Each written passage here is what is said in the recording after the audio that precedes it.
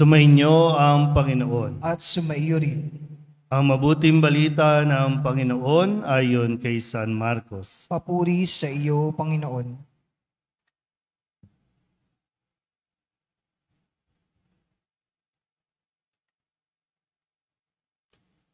Noong panahong iyon, si Jesus at ang kanyang mga alagad ay nagdaan sa Galilea. Ayaw ni Jesus na malaman ito ng mga tao sapagkat tinuturuan niya ang kanyang mga alagad.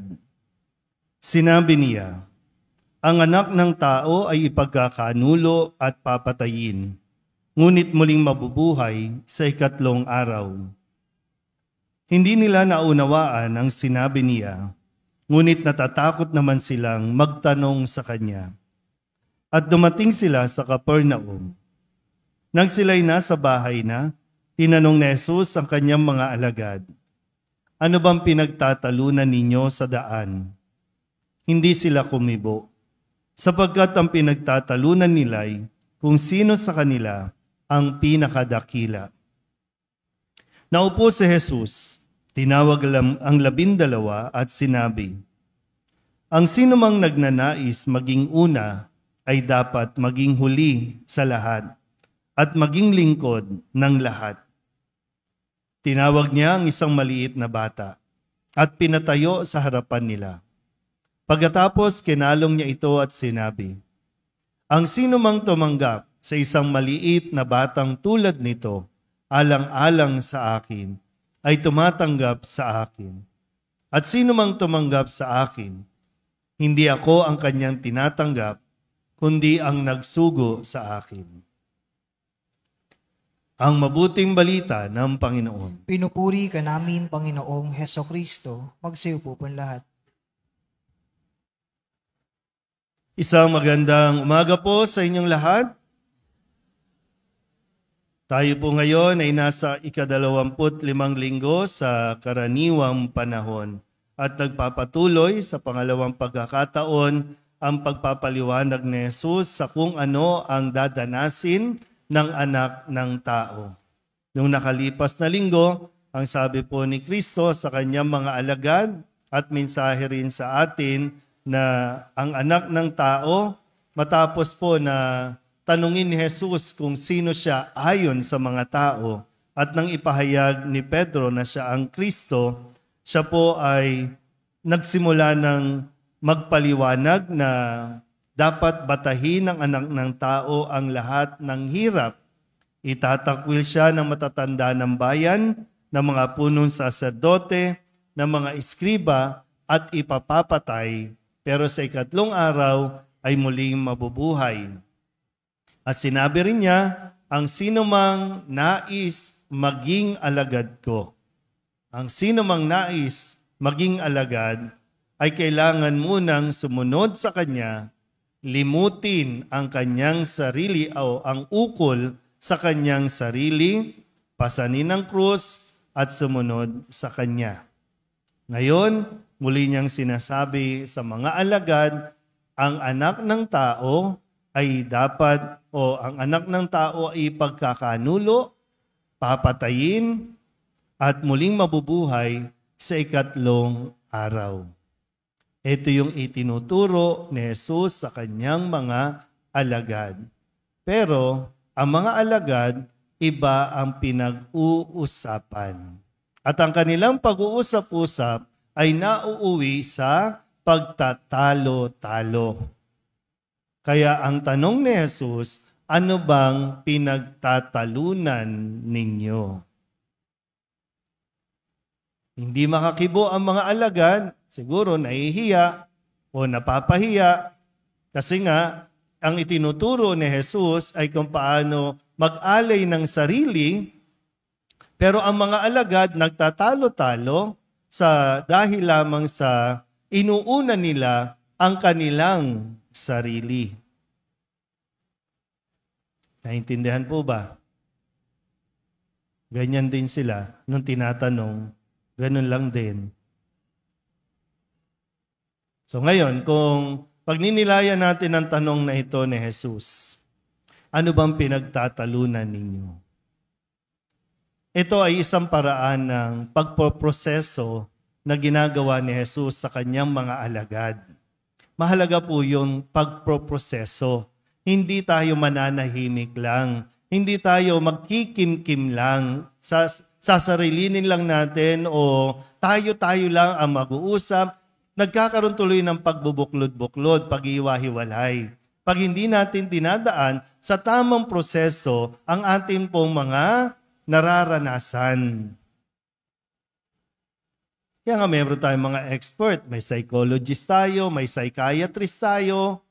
Kailangan kasi ma-pinpoint ano ang dahilan, ano ang pinag-uugatan. Hanggat hindi mo yan naaamin, hanggat hindi mo yan naaako, hindi ka magkakaroon ng katahimikan.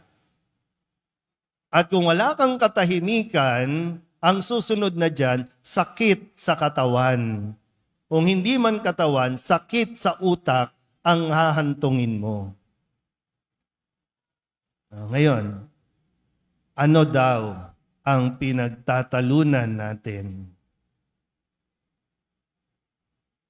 Sino ang pinakadakila? Pag sinabing pinakadakila, sino ang pinakamagaling? Sino ang number one? Bakit nauuwi? Sabi sa unang pagbasa sa Aklat ng Karunungan, ang sabi po dito, ang sabi ng masasamang tao, tambangan natin yung mga mabubuti, yung mga taong matuwid. Kasi hadlang sila sa ating mga binabalak, sa ating mga plano. Siraan natin sila hanggang sa sila ay manghina. Pero nasaan tayo doon? Tayo ba yung matuwid o tayo yung mga masasama?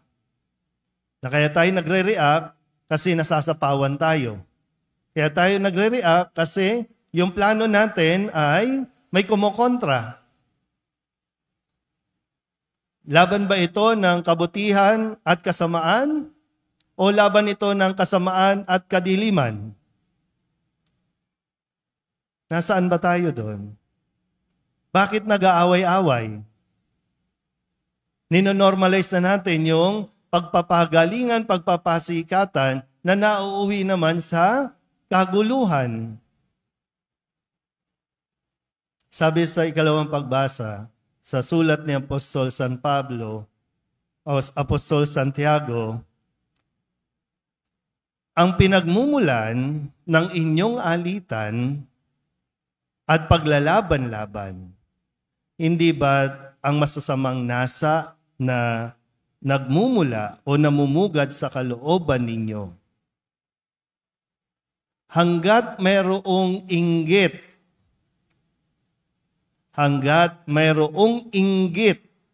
diyan sa dugo mo o sa ugat mo, hanggat may inggit at makasariling hangarin, maghahari din doon ang kaguluhan. So, ano ang pinagmumulan ng ating pagtatalo-talo? Nakakabuti ba yan? Nakakatulong ba yan? Sa loob ng pamilya, anong pinagtatalo-talunan? Sino ang favorite? Sino ang napapaboran? Dapat ako, dapat siya, dapat naiinggit lang. Pero anong nako-compromise? Ang relasyon ng pamilya. Sabihin nyo nga sa katabi ninyo, huwag kang inggitera. Masamang ugali yung mainggit, no? Kasi pag sa loob ng pamilya, naging bisyo mo ang mainggit, dadalhin mo yan sa labas. Guguluhin mo ang lahat ng lugar na pupuntahan mo. Hahantong sa guguluhin mo ang Pilipinas dahil lang naiinggit ka. At dahil lang sa mga makasariling hangarin, meron kang hangarin na hindi matupad-tupad, hindi mo makontrol ang lahat, hindi mo mahawakan lahat. Kaya nag-aaway-away. You may not like it. You may not. Pambihira.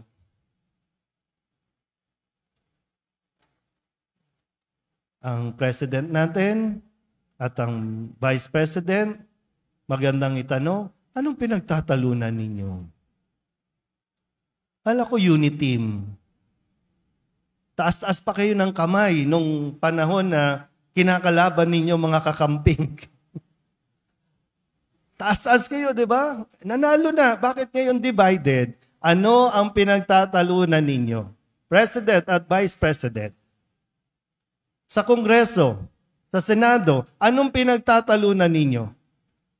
Dahil nababawasan ang mga pondo, ang mga budget, at napapagalingan kayo sino magaling sa batas?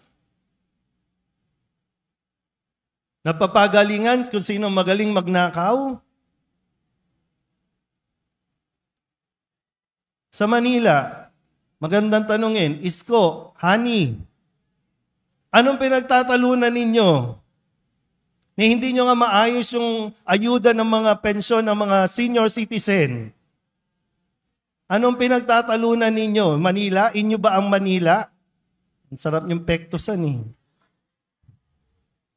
Sa konteksto lang po tayo, no? Hindi tayo galit sa kanila, no? Kasi, di ba? Kailangan lang gisingin.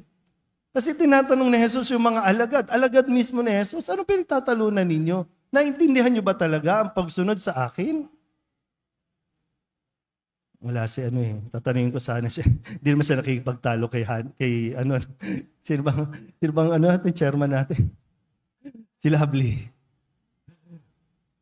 Diba? Ang hilig natin magtalo-talo. Bakit? Para masabing ikaw ang magaling? Patunayan nyo muna na magaling kayo bago kayo magmagaling.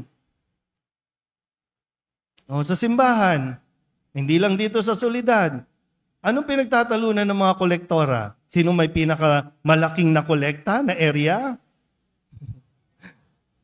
Minsan sa pinanggalingan ko dati, talagang ang daming aayusin na mga conflict. Mga nagsiserve sa simbahan. Dahil lamang sa, dapat dito kami nakapwesto, dapat doon kami nakapwesto, dapat entrance, exit, dito kami nakalagay.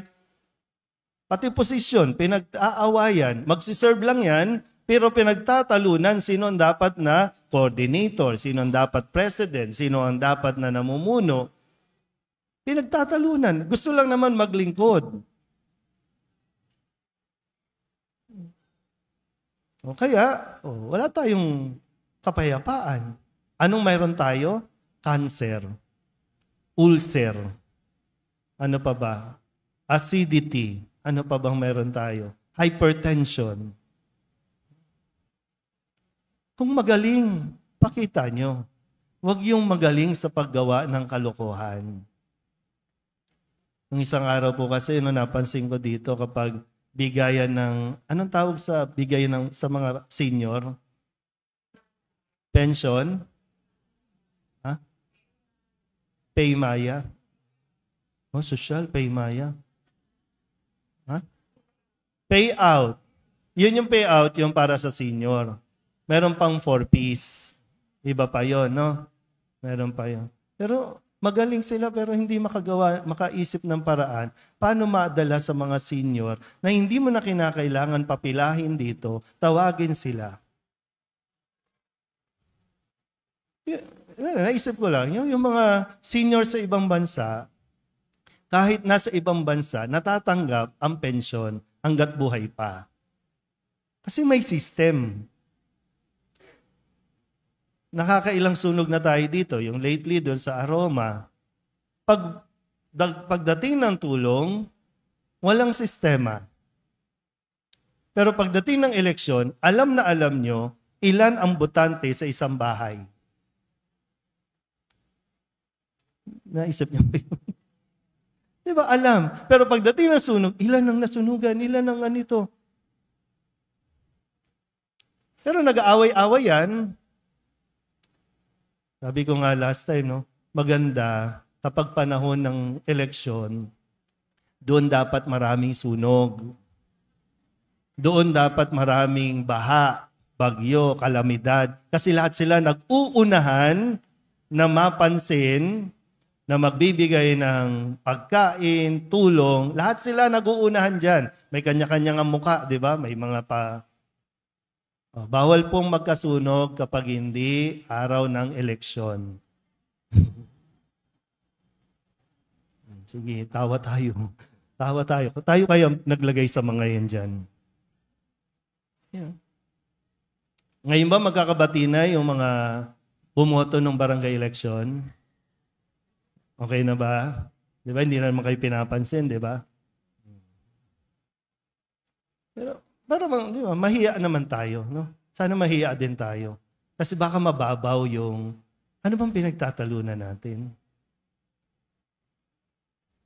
Anong pinag-aawayan natin?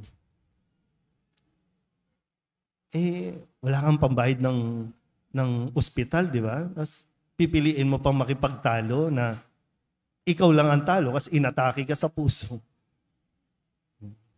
So, hanggat hindi mo naaamin, kung sabi mo lang na madali lang naman, di ba? Mayroon akong inggit, naiinggit ako. Then, iprosesa mo. Ayusin mo. Kailangan mo ba talagang mainggit? Kailangan mo ba talagang matreten? Sabi nga ng kantang Bini, ang buhay ay hindi karera. Huwag kang makipag-unahan.